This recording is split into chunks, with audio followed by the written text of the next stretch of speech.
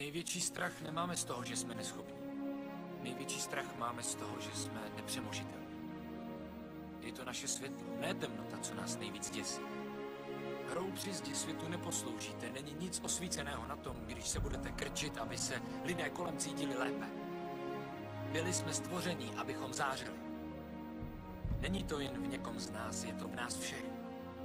A když dovolíme našemu světlu zazářit, nevědomky tím dáváme možnost ostatním učinit totéž. A když se zbavíme vlastního strachu, zbavíme tím navždy strachu i ostatní.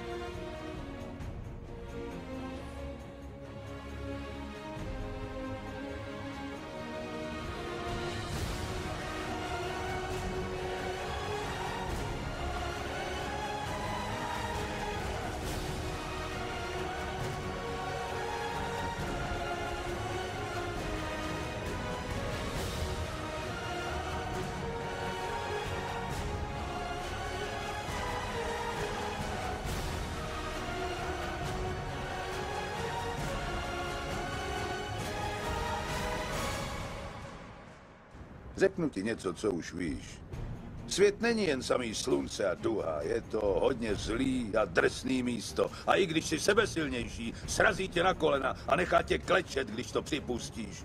Nikdo nerozdává tak tvrdý rány jako život. Ale nejde o to, jak inkasuješ. Tady jde o to, kolik ran uneseš a přesto se znovu zvedneš. Kolik ran dokážeš přijmout a nezastaví tě. Jenom tak se vítězí. Chce to znát svoji cenu a jít houževnatě za svým, ale musíš umět snášet rány a ne si stěžovat, že nejsi tam, kde jsi chtěl a ukazovat na toho nebo na toho, že to zavinili. To dělají zbabělci a to ty nejsi. Jsi lepší, pamatuj.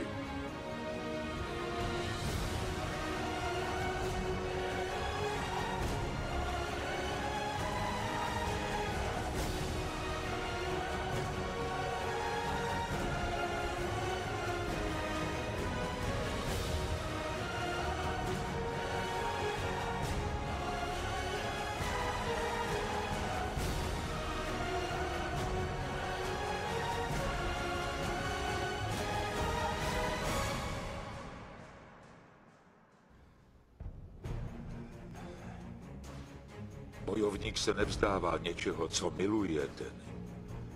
Nachází lásku v tom, co právě dělá.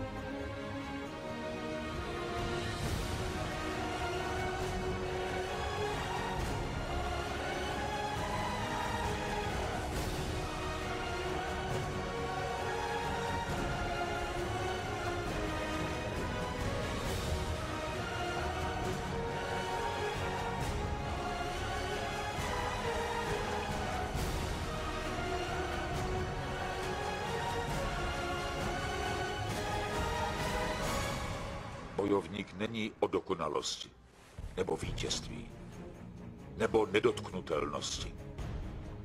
Je o naprosté zranitelnosti. Není žádný začátek ani konec. Jen jednání.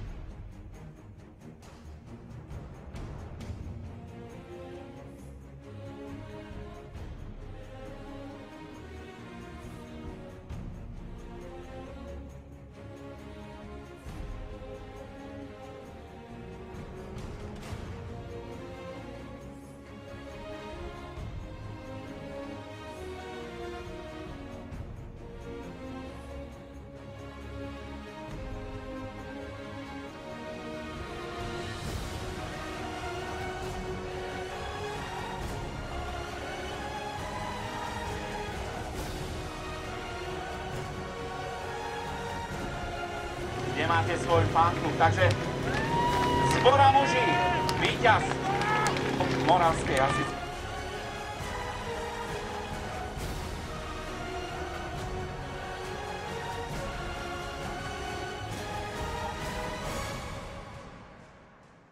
Nevěř, když ti někdo říká, že něco nezvládneš. Když máš sen, musíš ho uskutečnit. Když někdo prohraje, tak ti bude povídat, že prohraješ i ty.